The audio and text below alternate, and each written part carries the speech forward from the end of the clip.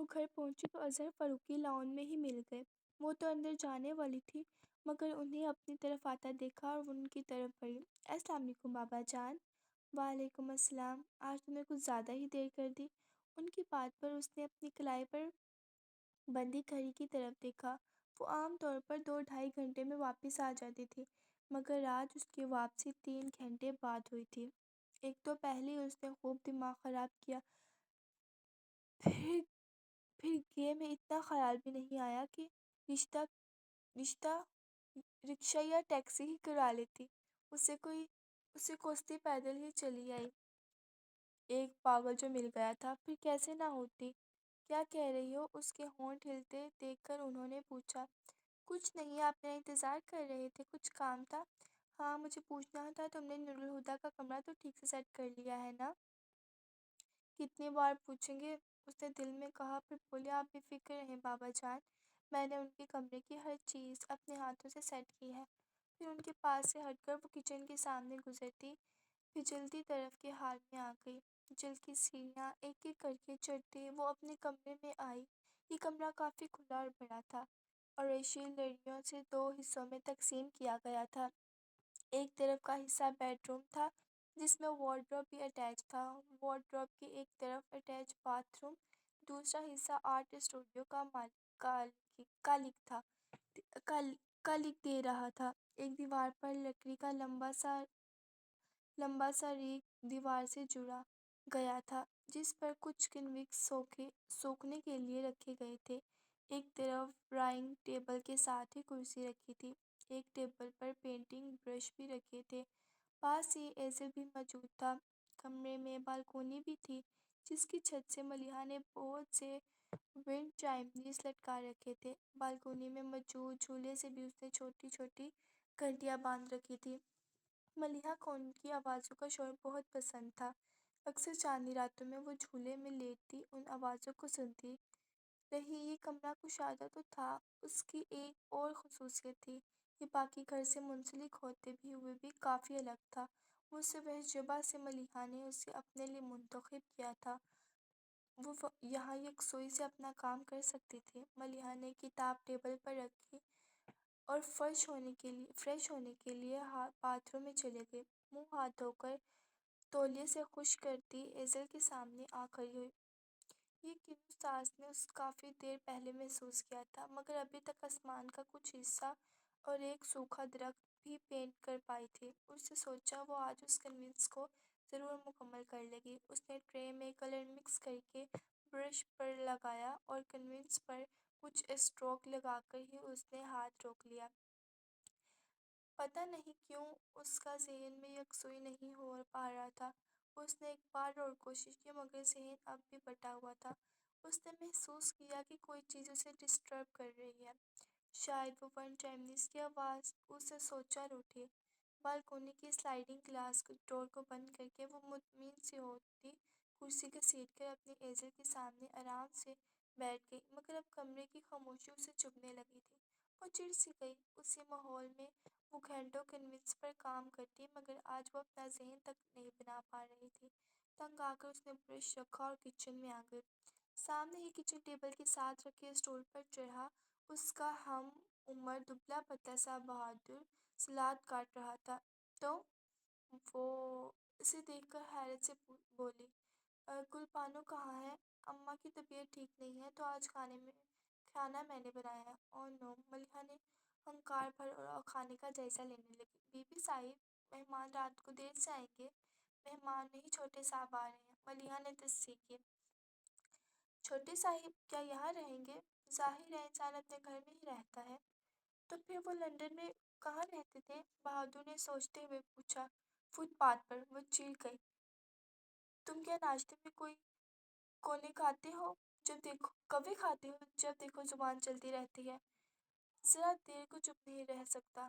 بہادر کی شکل بتا رہی تھی کہ اسے ملیحہ کا ڈانٹنا بالکل اچھا نہیں لگا تھا مگر ملیحہ نے پرواہ کیے بغیر مزید کہا، اگر رائتہ بنا چکے ہو تو ٹیبل پر کھانا لگا دو اور بابا جان سے بھی کہہ دو کھانا تیار ہے۔ ٹھیک ہے جی، وہ برتن لگانے لگا۔ ایک بھتیجے کے آنے پر قصر فاروقی کو نئے انداز سے سجایا گیا تھا جس کی وجہ سے ملیحہ کو کافی کوفت ہوئی تھی۔ ملیحہ چاولوں کی ڈش ٹیبل پر رکھ رہی تھی کہ بہادر آ کر بولا، کرنل صاحب کہہ رہے تھے وہ کھانا چھوٹے صاحب کے ساتھ کھائیں گے۔ ملیحہ نے اپنا ماتھا پیٹ لیا اور بلانے چلی گئی۔ اس نے اسٹڈی میں پیر رکھا تھا، اس کی ہنسی چھوٹتے چھوٹتے رہ گئی۔ ہمیشہ کی طرح سفید براک کرتا شلوار میں کالے رنگ کی سادہ سی چپل پیروں میں ڈالے، سنہری فریم کی اینک لگائے وہ سامنے کرسی پر اٹینشن بیٹھے تھے اور نظریں وال کلاک پر جمی تھیں۔ وہ آگے بڑھی اور چلتے ہوئے ان کے پاس فرش پر بیٹھ کر اپنا ہاتھ ان کے گھٹنوں پر رکھا۔ یہ اس کی بچپن کی عادت تھی، اسے جب بھی بابا جان کی متوجہ کرنا ہوتا تو مخاطب کرنے کی بجائے ان کی طرف دیکھنے لگتی۔ اظہر فاروقی نے نظریں ہٹا کر اس کی طرف دیکھا۔ کھانا کھا لیں بابا جان؟ آج تو کھانا نور الہدیٰ کے ساتھ ہی کھاؤں گا، تم جا کر کھا لو۔ بابا جان، ان کی فلائٹ 11 بجے لینڈ کرے گی اور گھر میں آنے میں دیر بج جائے گا۔ اتنی رات کو آنے کے بعد وہ صبح ناشتے سے پہلے کچھ نہیں کھائیں گے۔ مجھے کھانا نہیں کھانا۔ انہیں ملیحہ کی بات صحیح لگی تھی، پھر بھی کھانے کے لیے نہیں مانے تو ملیحہ نے پھر اصرار کیا، تھوڑا سا کھا لیں۔ آپ جانتے ہیں مجھے اکیلے کھانا کھانا پسند نہیں۔ کھانا کھانے کے لیے بھوکا لگنا ضروری ہے، کسی کا ساتھ ہونا نہیں۔ تمہیں بھوک لگ رہی ہے تو جا کر کھا لو، انہوں نے نرمی سے مگر قطعی لہجے میں کہا۔ اسے برا تو لگا مگر مزید کچھ نہیں کہا۔ اٹھ کر ڈائننگ روم میں آ گئے بہادر، اس کی آواز پر بہادر بوتل کے جن کی طرح حاضر ہو گیا۔ کھانا اٹھا دو۔ وہ اپنے کمرے سے جا کر لائبریری سے ایشو کرواتی کتاب اٹھائی، لاؤنج میں آ بیٹھی۔ 11 بجنے میں 1 گھنٹہ باقی تھا۔ بابا جان اسٹڈی سے نکل کر لاؤنج میں آئے، پھر اسے دیکھ کر بولے، ملیحہ؟ جی بابا جان، وہ کتاب بند کرتے ہوئے بولی۔ میں ایئرپورٹ کے لیے نکل رہا ہوں، پھر سوچا ایک نظر نور الہدیٰ کا کمرہ دیکھ لوں۔ آئی بابا جان، ملیحہ کے آگے چلتے ہوئے وہ ایک دم پلٹ کر بولے، تم نیچے کا کوئی کمرہ ٹھیک کروا دیتی، اب وہ اتنی رات کو تھکا ہوا سیڑھیاں چڑھ کر اپنے کمرے میں جائے گا۔ ملیحہ چاہتے ہوئے بھی نہ کہہ سکی، آپ نے ہی تو کہا تھا نور الہدیٰ کے لیے اوپر والا کمرہ ٹھیک کروانا ہے، اس گراؤنڈ فلور پر رہنا پسند نہیں۔ وہاں سے باہر نکلی تو ملازموں کو لائن میں کھڑا کر کے ہدایت دینا شروع کی، جب تک میں نور الہدیٰ کو لے کر ایئرپورٹ سے نہیں آ جاتا تم میں سے کوئی سرونٹ کوارٹر کی طرف بھٹکے گا بھی نہیں۔ بہادر اور نذیر، تم دونوں فوراً گاڑی رکتے ہی نور الہدیٰ کا سامان نکل کر اس کے کمرے میں پہنچا دینا، اور گلاب خان، پہلے ہارن پر ہی گیٹ کھل جانا چاہیے۔ اگر دیر لگی تو یاد رکھنا میرے رائفل کو بھی زنگ نہیں لگا۔ اور یہ ڈرائیور کدھر رہ گیا؟ دیکھو ذرا اس نے گاڑی تیار کی یا نہیں۔ ایک ملازم دیکھ کر آیا۔ چپ، جیب تیار ہے کرنل صاحب۔ پھر جب ان کی گاڑی گیٹ سے نکلی تو ہر ایک نے سکون کا سانس لیا۔ کوئی مجھے ایک گلاس پانی کے ساتھ سر درد کی ٹیبلٹ دے گا؟ صوفے پر بیٹھے ہوئے ملیحہ نے صدا لگائی۔ اسے دیر تک جاگنے کی عادت نہیں تھی، لیکن آج جاگنا ضروری تھا۔ 1 بجتے ہی ملیحہ کی نظر وال کلاک سے جیسے چپک گئی تھی۔ اس کا ارادہ تھا وہ لوگ 1:30 بجے تک تو ہر حال میں آ جائیں گے، مگر 2 بجے، پھر 2:30، پھر 2:45، اور تنگ آ کر 3 بجے ملیحہ نے ایئرپورٹ انکوائری کا نمبر ملا دیا۔ پتہ چلا فلائٹ 3 گھنٹے لیٹ تھی، اور یہ سوچنا بھی بیکار ہے کہ بابا جان مجھے فون کر کے اطلاع دے دیتے۔ ریسیور رکھتے ہوئے اس نے خود سے کہا، اور بہادر اور نذیر کے علاوہ سب کو سرونٹ کوارٹر میں بھیج دیا، اور خود میں لاؤنج بیٹھ گئی۔ جہاں وہ بیٹھی تھی وہاں سے انٹرنس نظر کے سامنے تھا۔ نیند کے مارے اس کا برا حال تھا، لیکن جانتی تھی اگر نور الہدیٰ کے استقبال میں وہ نفس و نفیس موجود نہ ہوئی تو بابا جان ناراض ہوں گے۔ انتظار کرنا بھی کتنا مشکل کام ہے۔ سوچتے ہی سوچتے اچانک اس کی ذہنی رو بہک گئی۔ آپ چاہے کل جواب دیں، پرسوں، یا چاہے قیامت کے دن، میں انتظار کروں گا۔ اس وقت تو اسے غصہ ہی آیا تھا، مگر اب وہ گمسم ہو گئی تھی۔ کیا کوئی قیامت کے دن تک کسی کا انتظار کر سکتا ہے؟ اس نے خود سے سوال کیا اور پھر فوراً ہی جواب بھی دے ڈالا، امپاسبل۔ 4:30 بجے کے قریب ہارن کی آواز۔ فلائٹ ایکچولی ٹیک آف کے وقت ہی لیٹ ہو گئی تھی۔ لندن کا موسم تو آپ جانتے ہیں۔ ایئرپورٹ سے جانے اگر آپ انکوائری سے معلوم کر لیتے تو اتنی زحمت نہ ہوتی، اور اظہر فاروقی کے ساتھ اندر آتے نور الہدیٰ جانے کیا بولنے والے تھے کہ صوفے پر بے خبر سوتی لڑکی کو دیکھا چپ چاپ ہو گئے۔ پاپا جان نے بھی اسے دیکھ لیا تھا، یہ اس طرح کیوں سو رہی ہے؟ وہ ناگواری سے پاس کھڑی ملازمت سے بولے، جو گاڑی کی آواز پر کوارٹر سے نکل کر پورچ میں آ گئی تھی، اور اب ان کے ساتھ ہی اندر آئی تھی۔ بابا جان پلیز، انہوں نے بابا جان کو ٹوکا اور ملازمت سے بولے تم جاؤ۔ بابا جان کو ساتھ لیا ان کے کمرے میں چھوڑ کر وہ اپنے کمرے میں جانے کے لیے صوفے کے پاس سے گزرے تو غیر ارادی طور پر بازو اوپر لٹکا کوٹ چھڑکتے ہوئے اس پر پھیلا دیا۔ وہ اپنے کمرے میں آئے اور جوتے سمیت ہی بیڈ پر لیٹ گئے۔ تھکن کے مارے ملیحہ کا برا حال تھا، درد سے بدن ٹوٹ رہا تھا۔ پھر بھی فجر کی اذان کے ساتھ ہی حسب و عادت اس کی آنکھ کھل گئی۔ آنکھ کھلتے ہی اس سے سب سے پہلے نور الہدیٰ کا خیال آیا اور وہ چٹکی سے اٹھ کر کھڑی ہوئی۔ کھڑے ہوتے ہی کوئی چیز اس کے وجود پر سے پھسلتے ہوئے اس کے پیروں پر گر گئی۔ اس نے اپنے پیروں کی طرف دیکھا، یہ کوٹ کس کا تھا اور اس پر کس نے ڈالا ہوگا؟ ملیحہ کو یہ سمجھنے میں ایک سیکنڈ کی بھی دیر نہ لگی۔ جھک کر کوٹ اٹھا کے بازو پر ڈالتے ہوئے وہ عجیب سا احساس دوچار ہوئی تھی۔ وہ کوٹ لیے اپنے کمرے میں آ گئی، کوٹ بیڈ پر ڈال دیا اور وہ شاور لینے چلی گئی۔ 10 منٹ بعد ہی وہ گیلے بالوں کے ساتھ کمرے میں آئی۔ پھر اس نے نماز پڑھی۔ نور الہدیٰ یوں بھی سحر خیز تھے، پھر وہ فلائٹ میں نیند پوری کر چکے تھے۔ سورج کی چھپ دیکھتے ہی وہ ٹریک سوٹ پہنے لان میں نکل آئے۔ دوڑتے ہوئے لان کے چکر کاٹ کر وہ ایک جگہ رکے۔ بار بار جھک کر اپنے پنجوں کو چھوتے وہ ایک بار اٹھے اور پھر جھکنا بھول گئے۔ وہ افسر نہیں تھے مگر لگ رہی تھی۔ سفید کپڑوں میں اہتمام سے دوپٹہ شانوں پر پھیلائے ہوئے، اس کے لمبے نم بال ہوا سے لہراتے بار اس کے چہرے پر آ رہے تھے، مگر وہ بنیازی سی بنی جھولے پر بیٹھی تھی۔ وہ اس کے گداز پیروں کے دھکے سے آہستہ آہستہ آگے پیچھے جھول رہا تھا۔ وہ سر اٹھائے پری مہیب سے آسمان کو دیکھ رہی تھی کہ تبھی سورج کا راستہ رخ کے بادل ایک دم کھسکا اور اس کا وجود گردنوں کی زد میں آ گیا۔ وہ ہنس پڑی اور ہنستے ہوئے اس نے یوں ہی اپنا سر جھکایا تو نظر ٹریک سوٹ پر پہنے بت کی طرح ساکت شخص پر پڑی۔ وہ جھجک گئی۔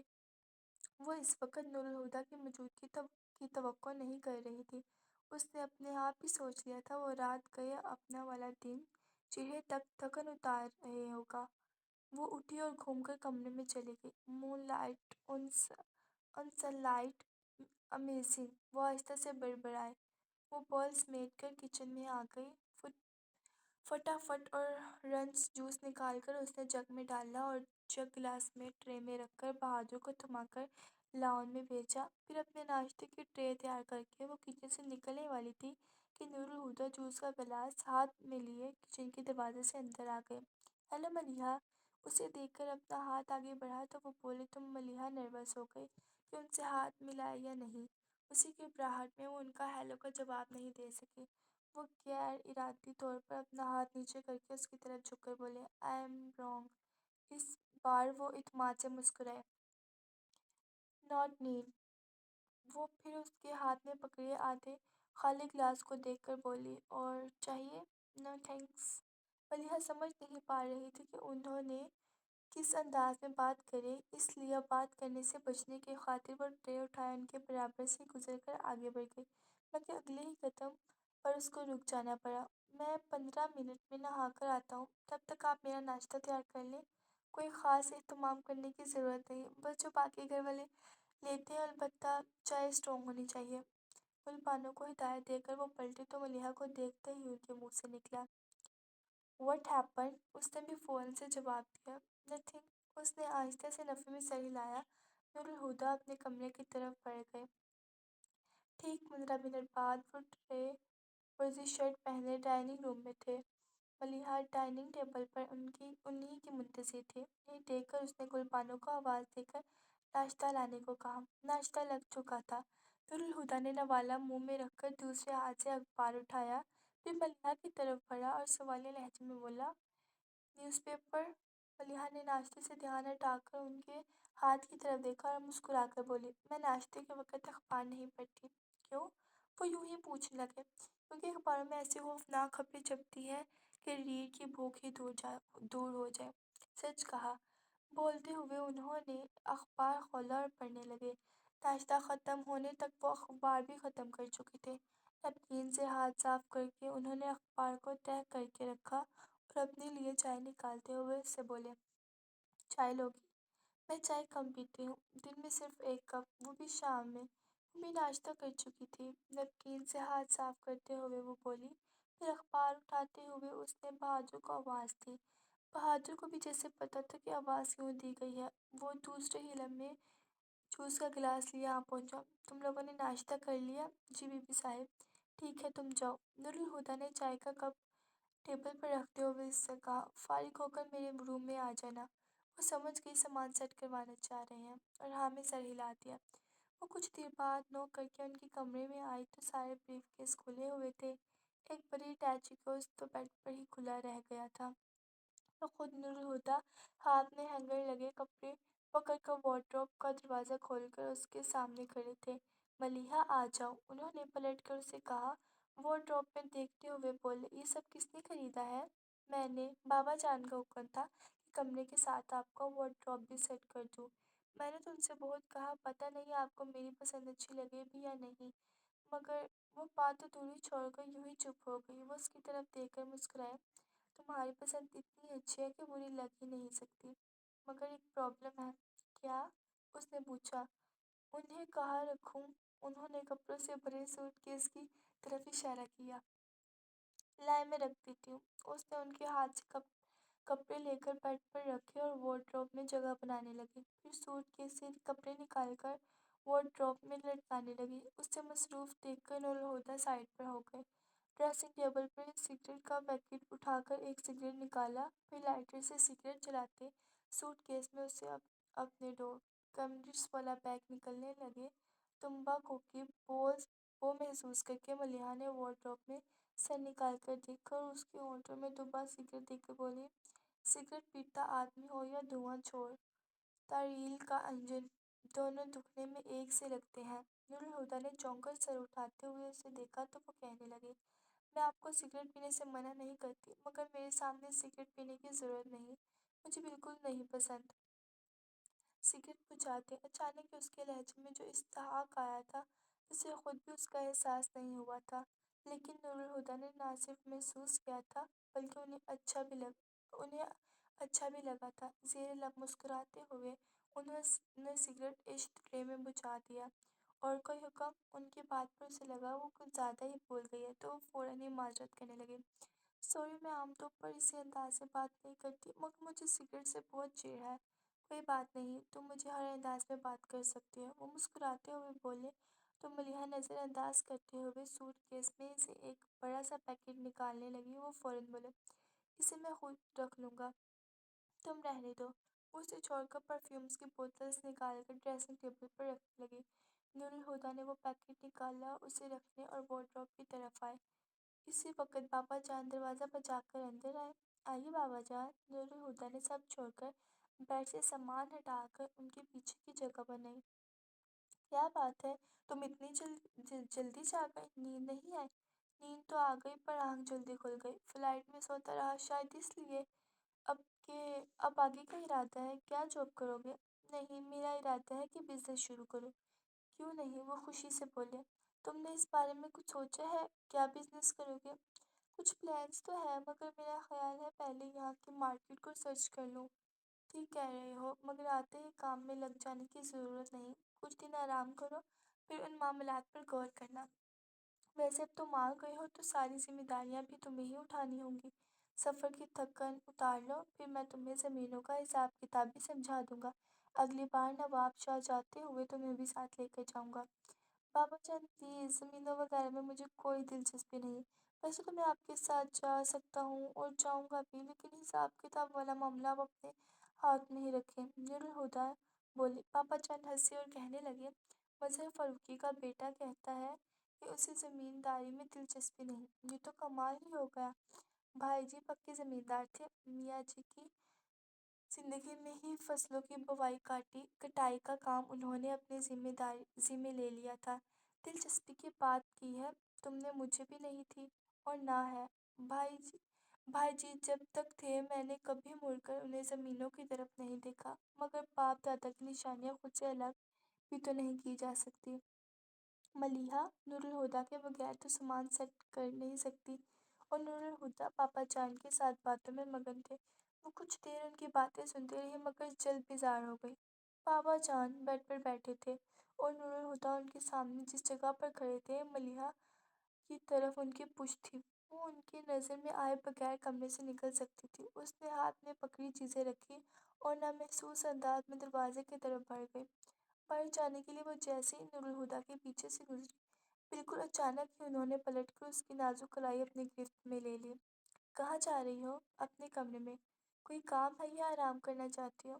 دونوں میں سے کوئی بات نہیں ہے تو کہیں جانے کی ضرورت نہیں ہے، بیٹھ جاؤ۔ ان کے لہجے میں استفاق ایسے تھا اور پھر فوراً ہی اپنی بات کہہ کر وہ ملیحہ کا ہاتھ چھوڑتے بابا جان کی طرف مڑ گئے تھے، جیسے جانتے تھے کہ ملیحہ ہر حال میں ان کے حکم کی تعمیل کرے گی۔